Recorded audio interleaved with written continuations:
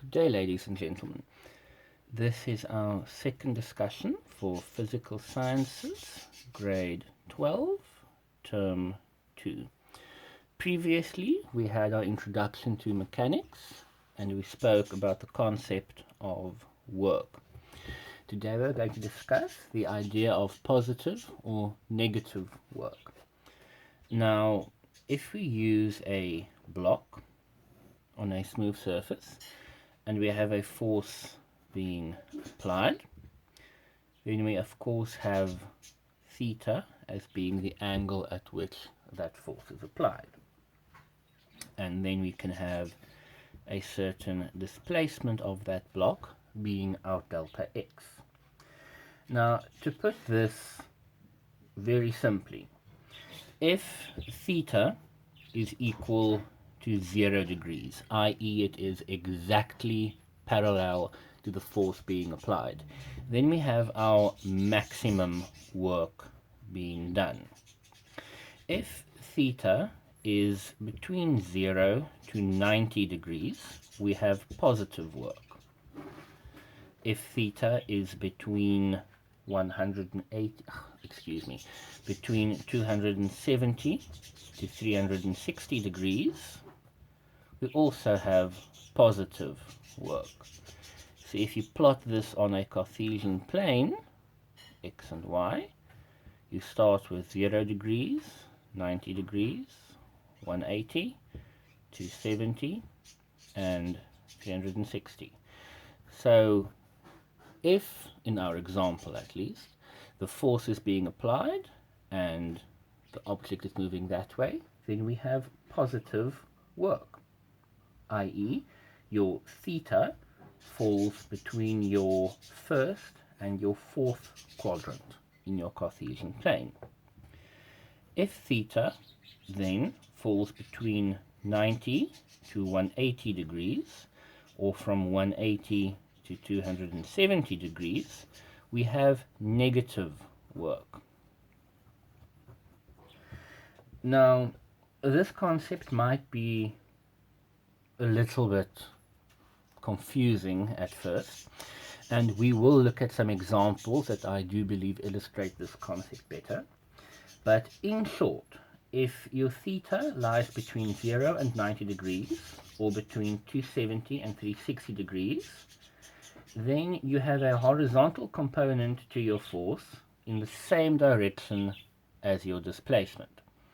That is to say that we have positive work being done. And if you run that through your work formula, you will get a positive answer. If you have an applied force where your theta is between 180 to 270, or from 270 to 360, then you will have a negative force, because in this case the force is not parallel and you have a decrease in energy to the box, so negative work. The easiest way perhaps to explain this without any mathematics would be, if you have a force acting on the box increasing the energy on the box, it is positive. A force acting to decrease, negative. That in and of itself is the simplest way to have this concept of positive or negative work explained. Now we will have a look at some examples, and I intend to do those in a separate video. So for now, let us continue a little further and talk about the types of energy. Now, surely, being grade 12, you will have heard about kinetic energy, potential energy, all kinds of different descriptions that you may have heard, and you will have surely also heard the concept that energy can neither be created or destroyed, it simply changes.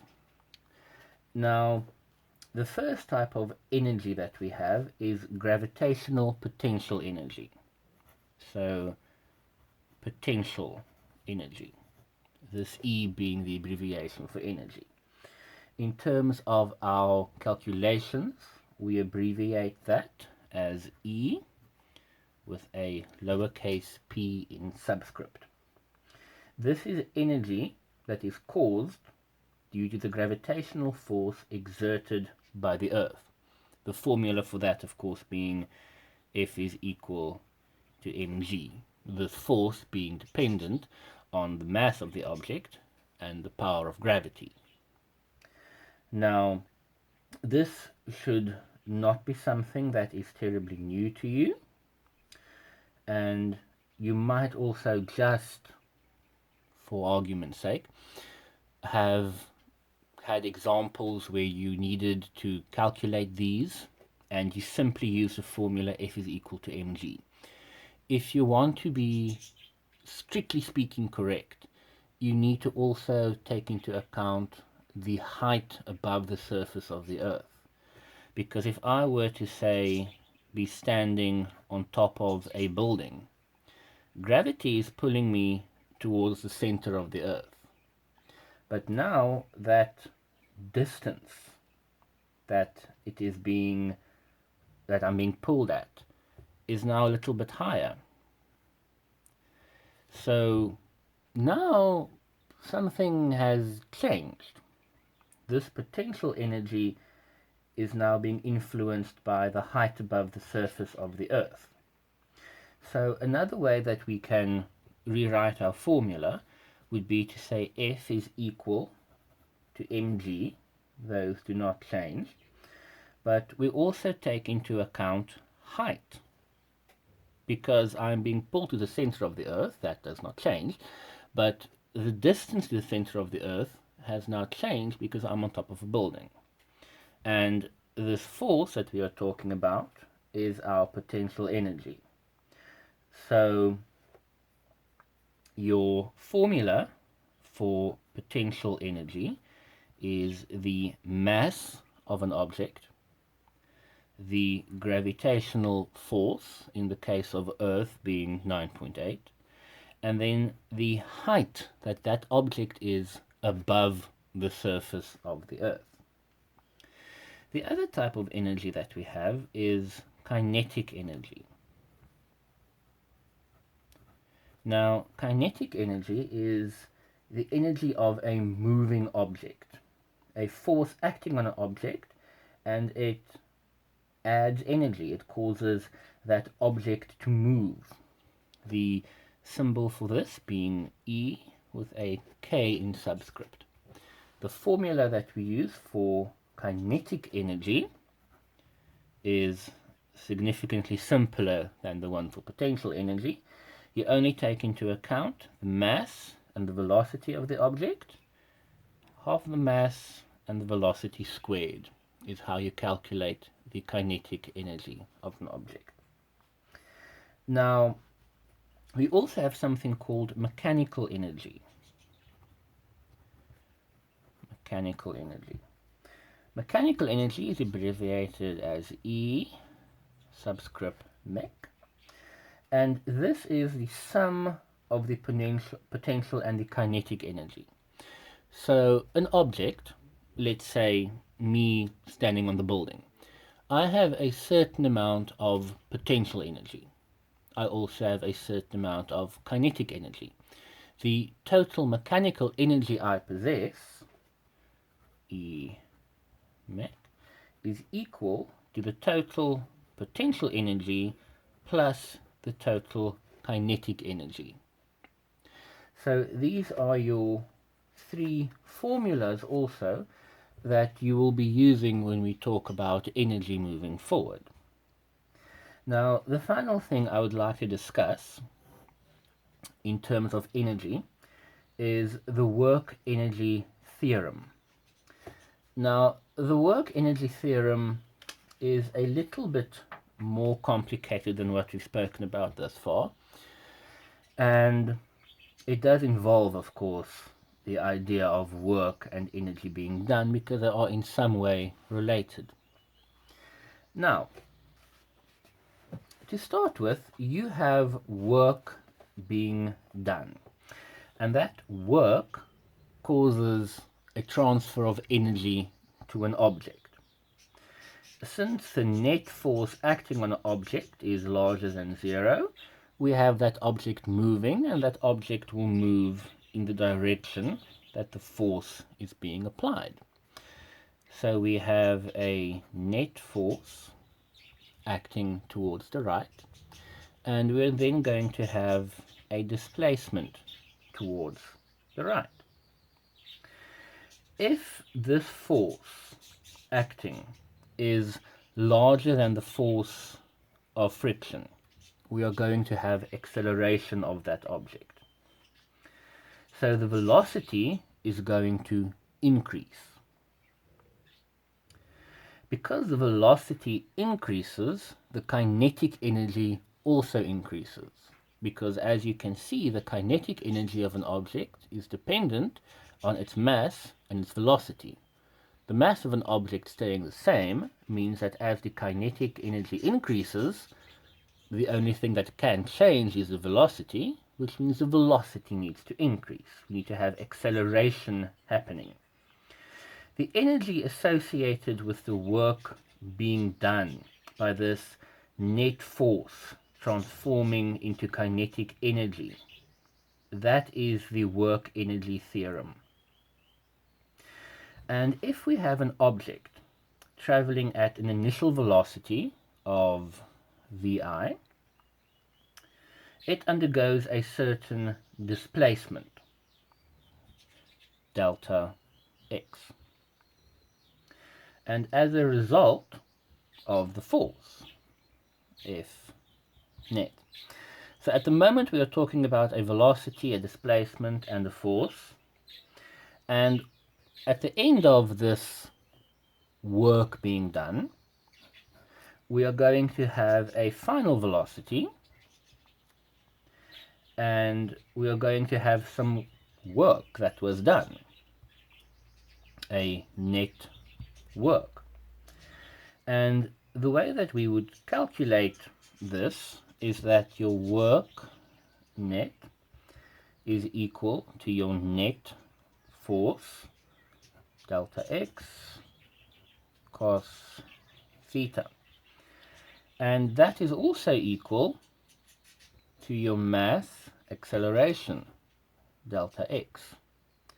Because energy is in this case anyway, a product of the mass of an object, the velocity or the acceleration, and the displacement.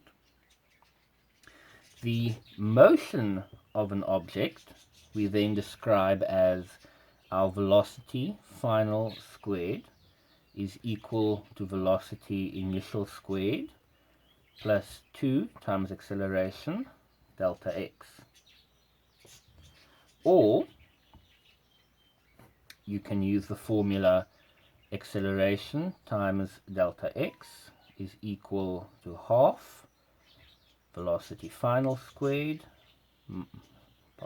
minus half velocity initial squared. Now, all of this math and all of these calculations, if we were to add them into one formula, then we would get something along the lines of our net work is equal to the mass of the object, because remember, energy and work, the mass is taken into account, is equal to bracket half velocity final squared minus half velocity initial squared. This is, of course, the same as saying each of these individual terms is multiplied by the mass. So we can also say half mass velocity final squared minus half mass velocity initial squared. And this, what we have here and what we have here, those are our kinetic energies, are they not? Because the formula for kinetic energy, Ek, is equal to half mass velocity squared. And here we have half mass velocity squared.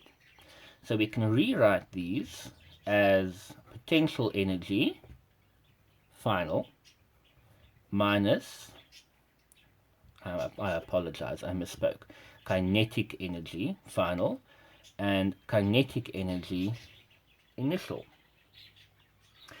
So this, of course, our final minus our initial, is our change, our delta, in kinetic energy. So we can describe work, the work that is done, as a change in kinetic energy. And all of this math and all of these formulas to get to this, which is in essence the work-energy theorem. Now, ladies and gentlemen, those of you watching, if this perhaps does not make sense to you, you are more than welcome to leave questions in the comment section, but familiarize yourself with these formula, specifically the ones for potential and kinetic energy, and then the proof that we have to get to our formula work is equal to delta energy kinetic. The next video that we make is going to be a look at some examples, and perhaps those will help you to better understand this. Once we have looked at those examples, the video after that, we are going to discuss conservation and non-conservation forces, the idea of energy being conserved and not being conserved. Until then, ladies and gentlemen, have a nice day.